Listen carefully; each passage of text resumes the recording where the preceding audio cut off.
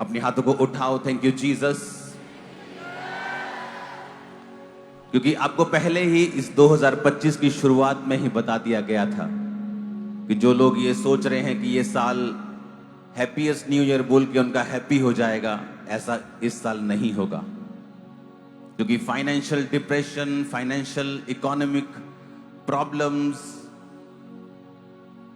और अलग अलग घटनाएं होती ही रहेंगी पूरा साल अभी भी। तो जिसने फास्टिंग नहीं की, जिसने प्रार्थनाएं नहीं की, वो इस साल को चुन ले। जिसने कम उपवास रखे हैं, कभी नहीं रखे, वो ये साल चुन ले कि आप फास्टिंग में, प्रार्थनाओं में, उपवास में परमेश्वर के सामने रहेंगे पूरा साल। ये एक बार 40 रोजे रखने का साल नहीं है।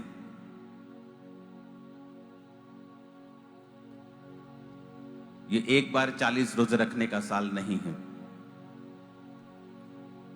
ये वो साल है जब आप पूरा साल रोजों में रहें, प्रार्थनाओं में रहें, उपवास में रहें। क्योंकि वो आपके जरिए देशों के बीच में भी कार्य करेगा और आपके परिवारों के बीच में भी कार्य करेगा। जो ये रोजे रखेंगे, उपवास रखेंगे पूरा साल, सिर्फ परमेश्वर आपके जरिए देशों के लिए प्रार्थनाओं को ही नहीं सुनेगा, वो आपके परिवारों के बीच में भी और आपकी जिंदगियों के बीच में भी बड़े और भयंकर और सामर्थी काम करेगा।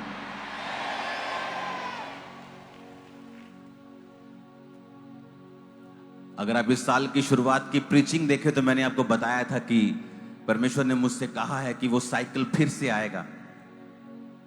क्योंकि 2005 वो साल था जब मैंने 40 रोजे 5 या 6 बार रखे थे, और अब वो समय 20 साल बाद वो सर्कल दोबारा आ चुका है। मैं अभी भी फास्टिंग में हूं। 40 फास्टिंग्स आपकी खत्म हो गई, लेकिन मेरी नहीं हुई। क्योंकि ये 2025 हमें फास्टिंग करनी है, प्रेयर करनी है। क्योंकि परमेश्वर ना केवल इस देश में, दूसरे देशों में आपकी प्रार्थनाओं के द्वारा बड़े कार्य करेगा, बल्कि वो आपकी जिंदगी की एक बड़ी नींव इस साल में डाल देगा।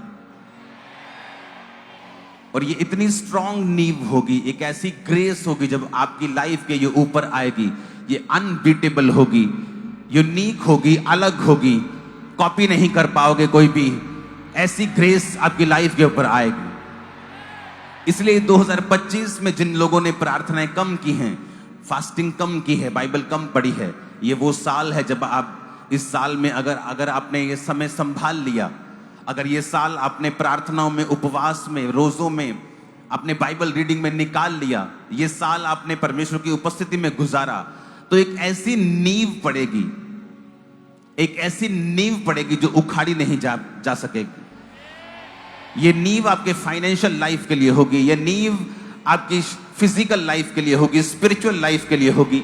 अगर आप सेवकाई के लिए चुने गए हैं तो ये साल आपके लिए इंपॉर्टेंट होगा, क्योंकि परमेश्वर कुछ बातें, कुछ ग्रेस आपको देगा जो आपने कभी पहले नहीं पाई होंगी। ये साल आपके परिवारों के बचने का साल होगा, आपके परिवारों की साल्वेशन का साल होगा।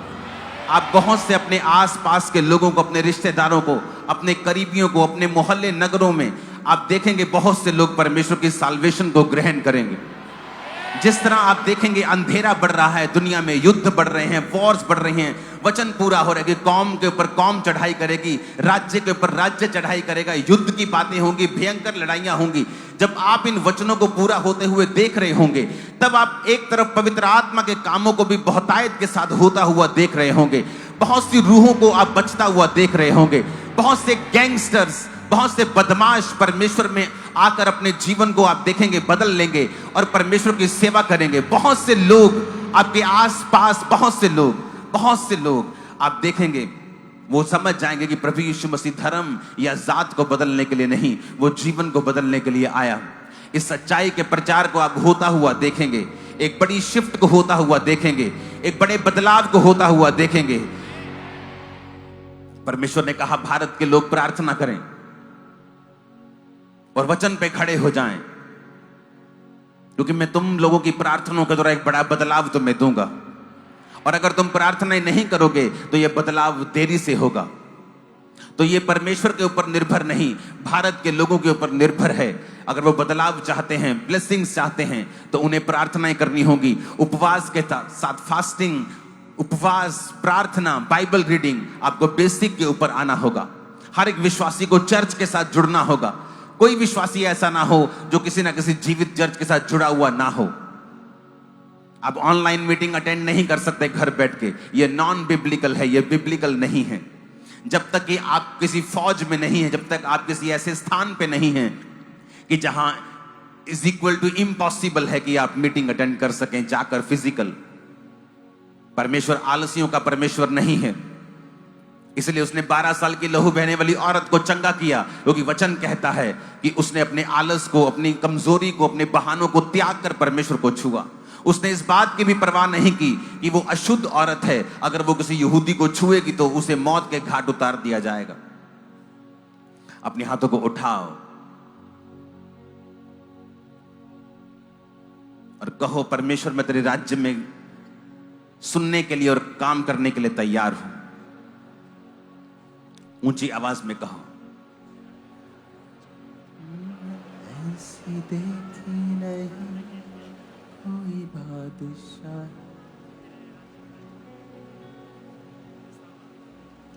फिर से कहो, परमेश्वर मैं अपने कानों को खोलता हूं। ऊंची आवाज से मांगो परमेश्वर से।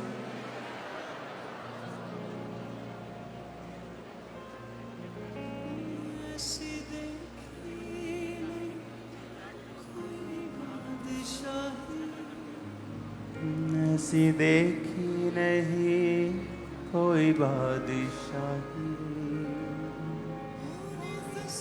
तुझसे बढ़कर कोई खुदा नहीं। आशीष